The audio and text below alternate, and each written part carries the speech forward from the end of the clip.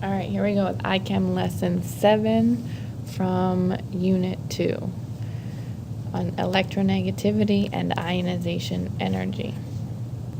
First, some definitions. Ionization energy is the energy required to remove an electron from an atom. Before we go and do the period trend and the group trend, I want you to think, based on what you know about the octet rule, which atoms might want to have electrons removed and which ones might not want to have any electrons removed.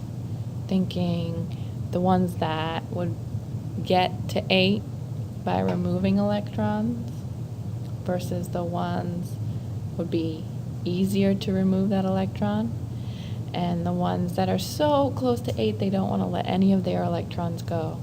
Those would be the ones that are more difficult to remove an electron.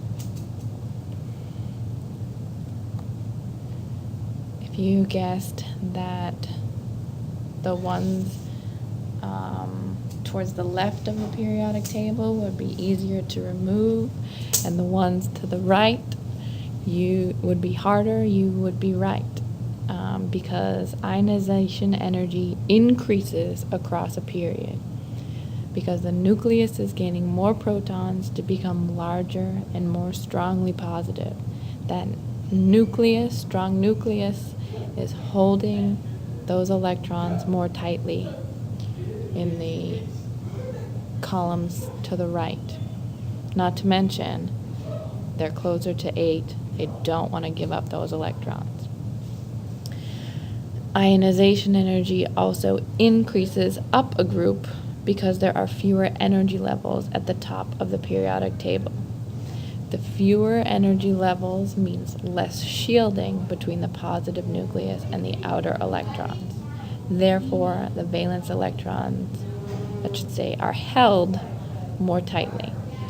If you look back at your Bohr models, sorry for the extra noise, if you look back at your Bohr models that we looked at in class today, if you think back to those, you'll notice as you go down a group, you're getting more and more and more circles, levels around that nucleus. Those electrons kind of get in the way of each other. They block out the pull of the nucleus. So fewer energy levels means less of that blocking out, which means the electrons are held in more tightly. A memory tool to help remember this trend. Same arrows, up and down. But now the word that goes in the middle is different.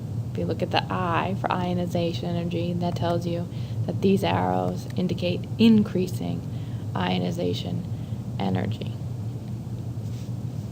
So the highest ionization energy would be all the way up to the right, including the noble gases. All right, electronegativity is somewhat related to ionization energy, and the Y's for each of them are pretty close to each other in explanation.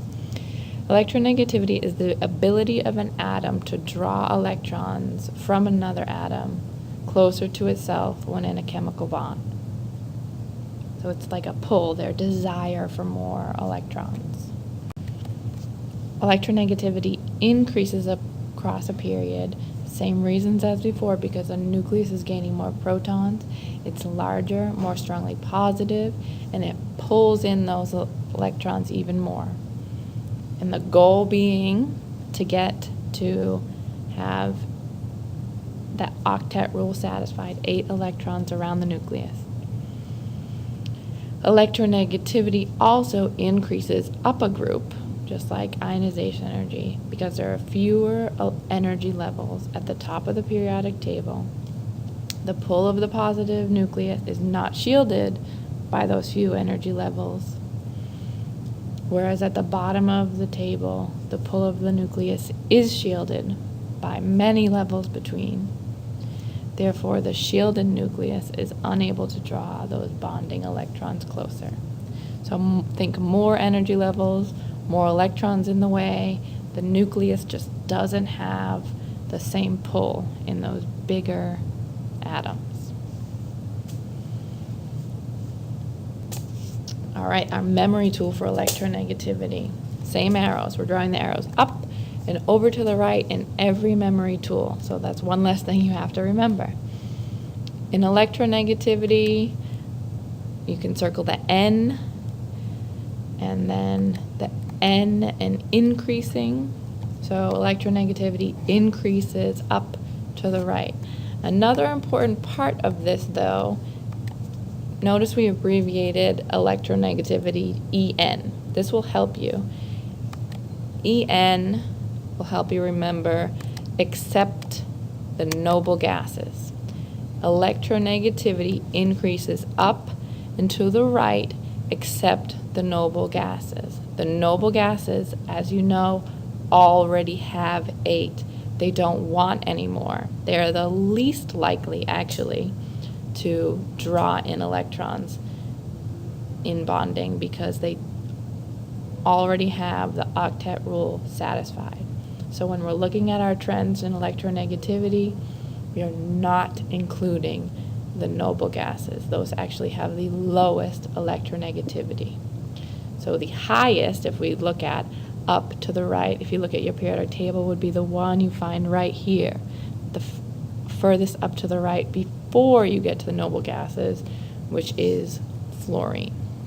We'll do more practice with electronegativity on Monday. Just make sure you have your definitions, your trends, and your memory tools ready.